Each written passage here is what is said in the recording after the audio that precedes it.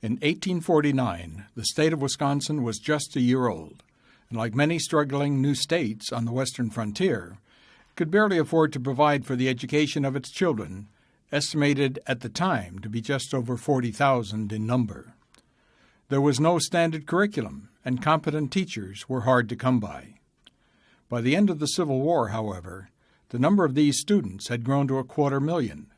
Many of them were the children of new immigrants, and it became clear that what little was being done to improve education was insufficient if the state wished to thrive and grow prosperous.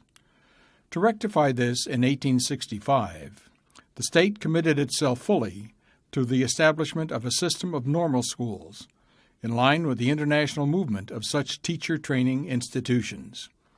The Board of Regents, created to run the program, quickly made known its intention to place one school in each of the state's 6 congressional districts, and it entertained bids from all cities hoping to host a school. The first 2 schools were established at Platteville in the 3rd Congressional District and Whitewater in the 1st. The 5th District of northeastern Wisconsin was selected to be the location for the 3rd school. Competition among the communities within the 5th District for the normal school was fierce. The cities of Berlin, Neenah, Menasha, Omro, and even out-of-district Fond du Lac all placed attractive bids. Despite their best efforts, however, none could match the utility and advantage of locating the school in Oshkosh, which at the time was the state's 2nd largest city. Still, after the city's selection in 1866, it would be 2.5 more years before Oshkosh could agree upon and arrange title for the location of the school, a delay that even forced the city to hold a referendum on whether or not the community wanted the school at all. The school's supporters prevailed, and a location in the fields on the outlying Algoma Boulevard was selected for the location of the school. It was a local architect, William Waters, who designed the elegant normal school building. Delivered on time in 1869, the $44,000 structure would have been ready for classes in the fall of 1870 if the state had not run out of the funds necessary to staff and operate the school. The Board of Regents had no other choice but to allow the building to sit idle for 1 year, much to the disappointment of the residents of Oshkosh, who had given both land and $30,000 toward the construction of the school. At last, on September 19, 1871, a crowd of townspeople and dignitaries assembled in the school's theater. On hand was the man selected to be the first president of the Oshkosh Normal School. George Sumner Albee began his remarks by proclaiming that intelligence for the many, not the few, was to be their motto, a commitment to progressive education that still lies at the heart of the campus today. Registration continued throughout the year. Each student who applied was rigorously tested, then interviewed by Mr. Albee himself. By the end of the first year, 314 students had been enrolled. In its first few decades, life at the Oshkosh Normal School did not resemble what many think of as a typical college experience. There was a large diversity in ages of the students, for example. Many students came to the school with several years of teaching experience behind them, while some did not have high school diplomas. These students all lived at home or within the community, as there were no dormitories on campus. Students were kept to a strict code of conduct that was enforced both on and off campus. Students were warned against alcohol, tobacco, swearing, and gambling. Dancing was banned from campus until near the turn of the 20th century. In time, as their numbers grew, student life began to grow richer. Students began to organize themselves in social, academic, and professional groups. In the 1890s, Oshkosh Normal students began 2 important publications, the Advance newspaper and the Quiver yearbook. These fixtures of Oshkosh student life would document the growth of athletics, cultural offerings, and campus traditions for years. The school's curriculum was also expanding. At the turn of the century, new specialized programs were added, such as domestic science and industrial arts, to meet new trends in education. The latter brought more men to campus, bolstering the school's sports teams. This steady development of student life and maturation of the school's mission was put to a severe test in 1916, when on the morning of March 22nd, a janitor discovered flames in the south wing of the normal school's main building. Problems with water pipes stymied the fire department, and after many hours that saw students and faculty rushing in and out to save important records, furniture, and books, the entire building was lost. The school lost only one day of classes, however, as city churches and later its high school became home to many classes for the next year and a half. By 1918, the school's new building, today's Dempsey Hall, was completed, and the development of the normal school took up its normal pace. By the state normal system's sixth decade, it was clear to many that the schools had become something much greater than what was first created in the 1860s. After a hard-fought campaign led by Oshkosh President Harry Brown, the state legislature passed a law in 1925 that gave the normals degree-granting status. Despite the lobbying against the bill from the University of Wisconsin and other colleges, the normals were finally able to give out baccalaureate degrees instead of certificates of completion, which transformed the schools into teachers' colleges and elevated the status of their students to many, particularly prospective employers. This new status attracted a different type of student. During the Great Depression, students who might have attended the UW now flocked to Oshkosh to take pre-professional or general education courses. With no tuition and far lower fees and rent than in Madison, Oshkosh and its sister schools allowed hundreds of students to continue their education. The record enrollments the school enjoyed would prove to be temporary, however. The call to arms during World War II drained the campus of its male students. By 1943, fewer than 15 men remained on campus. Many female students who were challenged by the war economy and responsibilities also stayed away. Faculty and staff were laid off due to the shrinking enrollment. Social calendars of those female students still on campus collapsed. Businesses that benefited from the student presence also began to suffer. Fortunately, the 96th College Detachment, a training unit of the Army Air Corps, was stationed in Oshkosh to receive college and flight training.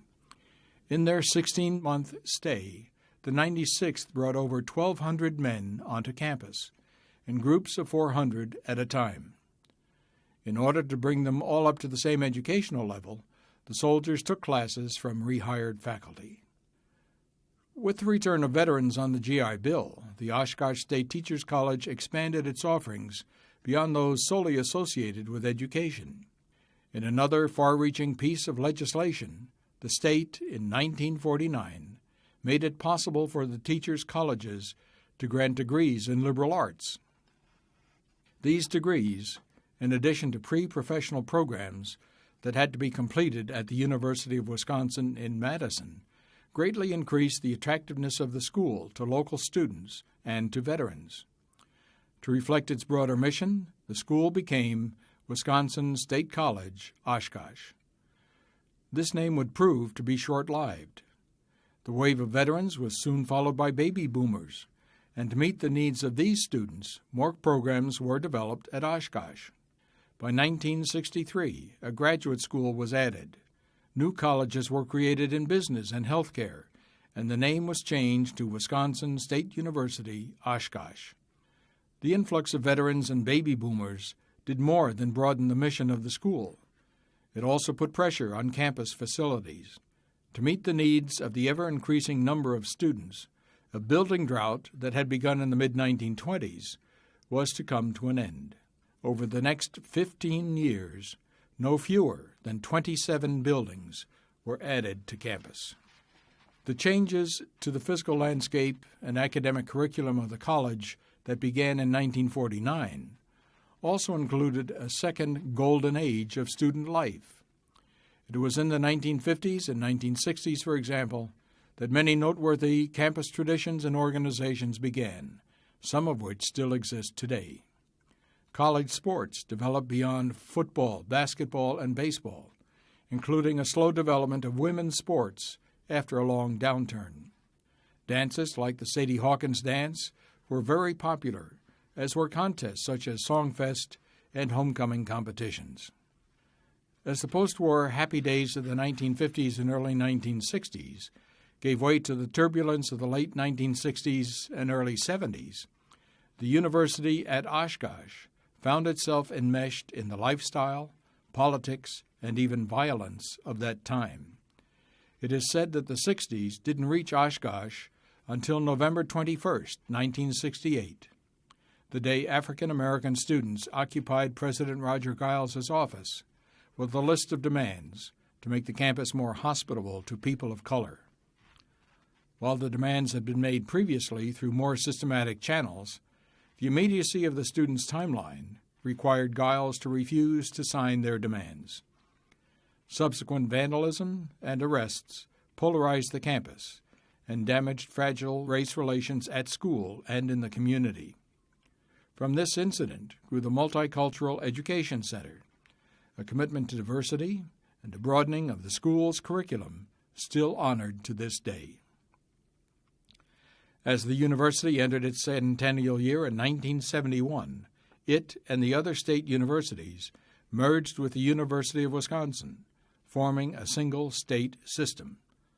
The newly christened University of Wisconsin-Oshkosh now featured a 7-year-old graduate school that was gaining prominence in numerous fields. 37 buildings graced the campus. Plans were even underway to add PhD programs. As the 70s progressed, economic and other realities required the university to hone its mission and to concentrate upon its strengths. To do so, it looked inward at the way it developed and attracted its faculty and staff. A professional development program and a school calendar offering periods for research and interim courses were two lasting legacies of the short career of Chancellor Robert Birnbaum. Investment in emerging technologies has enabled the campus to remain current and relevant to its students. Over the years, UW-Oshkosh has adjusted its mission and created new programs, institutes, and degrees that keep its curriculum and services salient to the marketplace of ideas and jobs. Finally, over the past 10 years, during very challenging economic times, and under the leadership of Chancellors John Kerrigan and Richard Wells, the campus has continued to look inward and to reinvest in its aging facilities.